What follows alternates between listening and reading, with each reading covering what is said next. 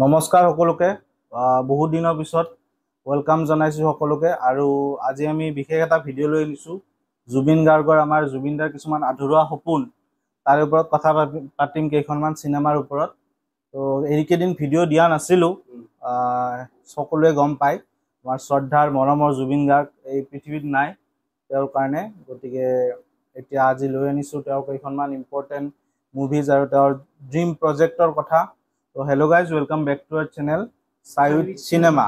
So again এতিয়া জুবিন গাৰ্গৰ মানে একদম ড্ৰিম প্ৰজেক্ট বুলি ক'লে এখন ৰৈ ৰৈ বিনালে আহি আছিলে এই মুভিখন তো তাৰে ওপৰত প্ৰথমতে কথা পতা যাওক এই মুভিখনৰ বিষয়ে আমি যিখিনি গম পাইছো গানো একচুয়ালি এটা ওলাইছে এটা নে দুটাই কিবা ওলাইছে গান একচুয়ালি ওলোৱা নাই ফাৰ্স্ট সংটো চাগে 15 তাৰিখে ৰিলিজ দিয়া হ'ব আচ্ছা আৰু এই সিনেমাখনৰ মুক্তিৰ বিষয়ে আমি কথা পাতিম এতিয়া অনিশ্চয়তাত এই সিনেমাখন যে মুক্তি হোৱাৰ যোনটো মানে ৰিলিজ ডেট আছিল অৰিজিনেল এক্সাক্ট ৰিলিজ ডেট সেইটো আছিল 31 অক্টোবৰ এটো মানে নেক্সট মাহৰ কিন্তু এতিয়া যেহেতু জুবিনদা আৰু নাই গতিকে এই সিনেমাখন এই এক্সাক্ট ৰিলিজ ডেটতে হ'বনে নে ডিলে কৰিব তাৰ ওপৰতো কথা পাতিম লগতে আৰু এখন সিনেমা তেওঁৰ মায়া 8.8 সেইখনৰ ওপৰত অলৰেডি ভিডিঅ' বনাইছো আপোনালোকে চোৱা নাই যদি গৈ চাব পাৰে সেইখনৰ ওপৰতো মানে সেইখন এটা ইউনিক কনসেপ্ট আছিল অসমীয়া হৰৰ ষ্টৰী তো সেই মুভিখনৰ ওপৰতো কথা পাতিম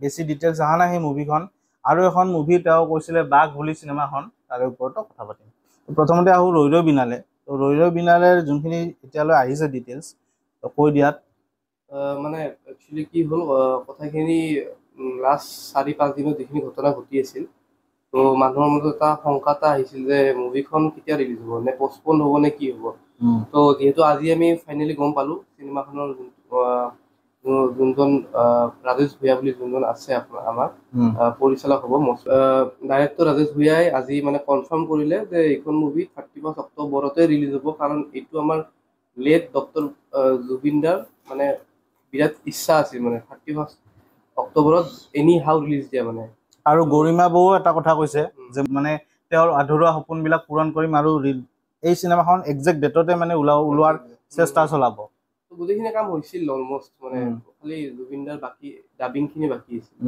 তো সেইখিনি মানে ছিংগাপুৰৰ পৰা আহি কিনে কৰা কথা আছিল আহি মানে ভাবিছিল আহি কিনে ডাবিংখিনি কৰিম বা এতিয়া যেহেতু তেখেত নাই এতিয়া তেখেতৰ জাগাত বহুত মানুহে বহুত কৈছে এতিয়া মাধৱ বৰা বুলি যোনজন আছে তো তেখেতক এতিয়া ডাবিঙৰ কাৰণে সুটেবল বুলি কৈছে যেহেতু আমি সবে জানোৱে তেওঁৰ সাউন্ডটো অলপমান মিমিক কৰে এক্সাক্ট নহলেও মানে অলপমান মিলে আৰু মানে তো আৰু এইখনত এটা জুবিনদাৰ বিৰাট ডাঙৰ এটা ডায়লগ আছে সিনেমাখনৰ ক্লাইমেক্সৰ ফালে মানে সাগৰৰ লগত ৰিলেটেড মানে এই বস্তুটো মানে মুভিখনৰ মানে যোনবিলাক অডিয়েন্স আছে বা মুভি যোনবিলাক চাব যায় দৰ্শক এই বস্তুটো মানে মুভিখনক এটা বেলেগ এটা মানে বেলেগ ধৰণে এটা ট্ৰিবিউট এটা মানে কি ক'ম আৰু এইখন বেলেগকে হিট কৰিব মানুহ আৰু এইখন মুভিৰ আমি যোনটো পোষ্টাৰ দেখা পাইছো জুবিনে সাগৰ চুব খুজি আছে জুবিনদাই সাগৰৰ পাৰত যাই কিনে বিচত যাই কিনে সেইখন সেই শ্বুটিংটো হৈছিল পাৰ্টিকুলাৰ সেই শ্বুটিংটো হৈছিল শ্ৰীলংকাত হৈছিল তো তাতে যাই কিনে সাগৰৰ মানে মানে চুব খুজিছিল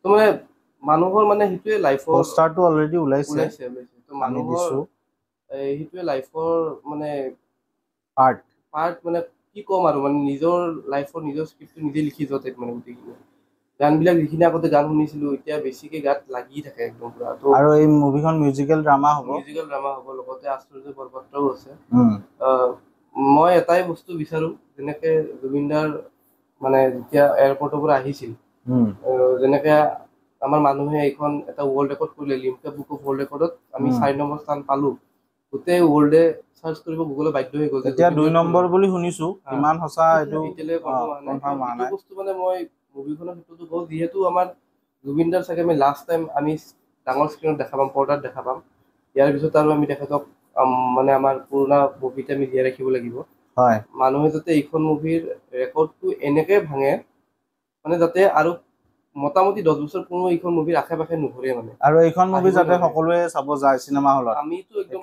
আহ্বান জনালো অনুৰোধ জনালো বুলি কম মানে আমি বহুত মানে বহুত ধৰণে ট্ৰিবিউট দিছে এইখন মুভি চাই কিনে আমি আৰু এটা ট্ৰিবিউট দিব পাৰিম আৰু আমিও চাম চাই কিনে প্ৰথম ৰিভিউ দিম আমিও অসমীয়াত নে কি কোৱা সেইটোৱে মানে ক'বৰ কাৰণেতো ভাষা নাই বহুত যিমানখিনি হৈছে আমি চবে দেখিছোৱে আৰু এইখন মুভি চাই জুবিন গাৰ্গ তাতকে ভাল ট্ৰিবিউট দিয়া নহ'ব। এই মুভিখন চাই যদি অসমবাসী ৰাইজে তেওঁক আৰু মানে বিচাৰোঁ যে জুবিনদাৰ এইখন মুভিত যোনখিনি কাম বাকী ৰৈছে, আমাৰ ৰবি শৰ্মা দায়ো এটা মেছেজ এটা মানে পোষ্ট এটা দিয়া দেখিছোঁ যে দাদা তুমি খোৱা, তোমাৰ আধৰুৱা কামবোৰ আমি কৰিম, এনেকৈ তেওঁৰ আইডিৰ পৰা মই দেখিছোঁ মানে।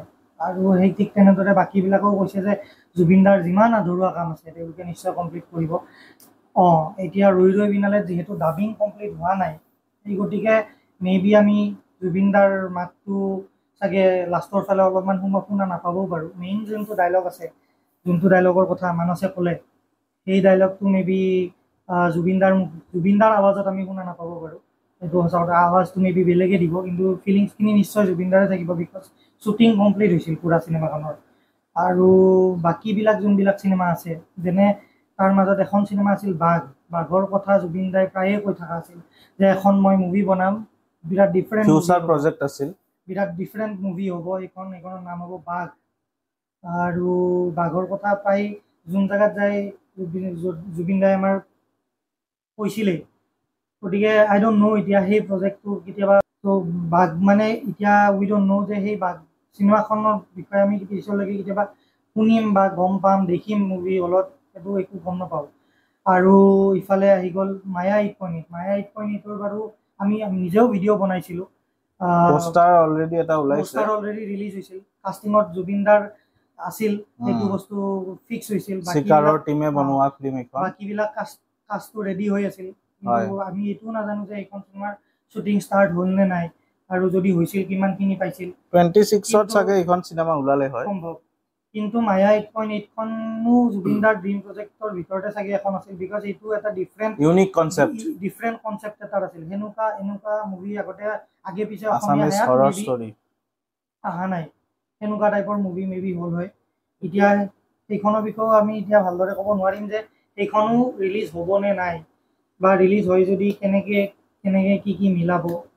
তো এইখিনিয়ে বিচাৰোঁ আৰু যে আমাৰ দাদাৰ কামখিনি, জুবিনদাৰ কামখিনি যাতে আমি অসমীয়াখিনিয়ে সদায় আগত লৈ চলিব পাৰোঁ।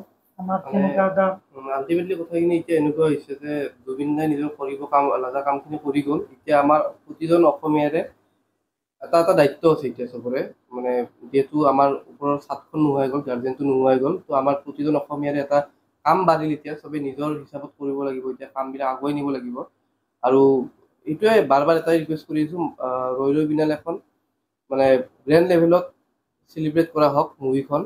মানে এইখন মানে এখন মানে ৰেকৰ্ড ব্ৰেকিং মুভি হওক, আৰু ইণ্ডিয়ান লেভেলত পেন ইণ্ডিয়া লেভেলত মানে মানুহে যাতে গম পায় কি চলি আছে, মানে অসমত কি হ'ল। মানে মইতো বিচাৰোঁ যে সেইখন মুভি এটা মানে 100 crore ক্লাব টাইপ সেনেকুৱা টাইপৰ কৰিব আমাৰ অসমীয়া মানুহে কৰিব। ইমানখিনি যদি মৰম দিছে, অসমতে 3 কোটি 20 লাখ মানুহ আছে। সেইটোৱে মানে যদি আমি মহাৰাষ্ট্ৰীয়ান মুভি এখন যদি যেনে তুম্বাৰৰ দৰে মুভি এখন যদি 100 crore ক্লাবত যাব পাৰে, অভিয়াছলি আমাৰ ৰৈ ৰৈ বিনালেও যাব পাৰিব, নিশ্চয় মানুহে চাব। মই বিচাৰোঁ যাতে বাহিৰতো ৰিলিজ হওক, লগা হ'লে মানে কি বুলি কয় ছাবটাইটেল দি কিনে ৰিলিজ হওক। আজিকালিতো মেক্সিমাম মুভিজ হয়ে, গতিকে সেনেকুৱা হ'লে নিশ্চয় মুভিখন এটা ৰেকৰ্ড টাইম কৰা সেই হ'ব। এইখন মানে এখন ৰেকৰ্ড ব্ৰেকিং হ'ব, যোনটো আৰু চাগে অনাগত আৰু আহিবলগীয়া 5-10 বছৰত চাগে কোনো অসমীয়া মুভি ওচৰত নাযাব চাগে। মোৰ হিচাপত এটা এনেকুৱা ৰেকৰ্ড ব্ৰেকিং কৰিব, কাৰণ মানুহৰ যিখিনি সঁহাৰি আমি দেখা পাইছোঁ, ৰ'দে বৰষুণে মানুহে ৰ'দত থিয় দি কিনে বৰষুণত থিয় দি কিনে যদি জুবিনদাক লাষ্ট টাইমতো মানে বিদায় দিছে, তো হলত মানুহ কিয় চাব নাযাব? অভিয়াছলি চাব যাব। মানে এনেকুৱা হ'ব এখন মুভি ৰিলিজ হ'লে মানুহে টিকেট পাব টান হৈ যাব। অৱশেষত এইটোৱে ক'ম যে মানে যদি এই গোটেইখিনি এই যোনটো কেছ চলি আছে বৰ্তমান, তাতে যদি কিবাও অলপমান ইফাল আছে, আমাৰ চৰকাৰৰ ওপৰত বিশ্বাস আছে, তেওঁলোকে নিশ্চয় জাষ্টিচ দিব আমাৰ দাদাক, সেনেকৈ এৰি নিদিয়ে। অলৰেডি আমি দেখিছোঁৱেই হিমন্ত বিশ্ব ছাৰে উঠি পৰি লাগিছে এই বস্তুটোক লৈ কিনে। এই বস্তুটো ভাল বাৰু, বাকী দেখা যাওক। আমাৰ জুবিনদা সদায় আমাৰ লগত থাকি যাব, অমৰ হৈ কিনে থাকি যাব। আমি নমৰালৈকে জুবিনদা আমাৰ মনত সদায় আছে। যিয়ে নহওক, আমি এতিয়া ভিডিঅ'টো লাষ্ট পাৰ্টলৈ আহিছোঁ, বেছি দীঘল নকৰোঁ। এই আজি 3খন মুভিৰ আমি আপডেট দিলোঁ। ৰৈ ৰৈ বিনালে একজেক্ট ছেইম ডেটতে ৰিলিজ হ'ব, 31 অক্টোবৰ। আপোনালোকে গৈ কিনে চাব চিনেমা হলত। তাৰ লগত আমি দিলোঁ মায়া 8.8 আৰু বাঘৰ ওপৰত আপডেট।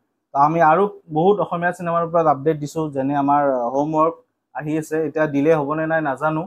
সেইখন 26 ছেপ্টেম্বৰ, আজিতো 24 হ'ল, অবভিয়াছলি ডিলে হ'ব। সেইখন মাজত মাত্ৰ এটা দিন আছে, আপডেট অহা নাই। আপডেট আহিলে আমি দি দিম আপোনালোকক। তাৰ উপৰিও আমাৰ 10 অক্টোবৰত দুখন মুভি আহি আছে, অগ্নিবীৰ আৰু আমাৰ যৌৱনে আমনি কৰে পাৰ্ট 2। তাৰে টিজাৰৰ ওপৰতো ভিডিঅ' বনাইছোঁ। আৰু আমাৰ অক্টোবৰত হ'ল, আৰু নৱেম্বৰৰ 21 তাৰিখে এখন মুভি আহি আছে, ককা দেউতা হাতী আৰু নাতি 2। তো এইখিনি আপডেট আছিল। কিন্তু এতিয়া ভিডিঅ'টোৰ শেষত মই কওঁ যে ভিডিঅ'টো যদি আপোনালোকে ভাল পাইছে তেনেহ'লে আপোনালোকক আজি মই নকওঁ যে লাইক শ্বেয়াৰ এণ্ড ছাবস্ক্ৰাইব কৰক। আপোনালোকৰ ভাল পালে নিজেই কৰিব সেই বস্তুটো, আৰু কমেণ্ট কৰি জনাব যে আপোনালোকে ৰৈ ৰৈ বিনালে চাব গৈ আছে নে নাই হলত। থেংক ইউ, ধন্যবাদ।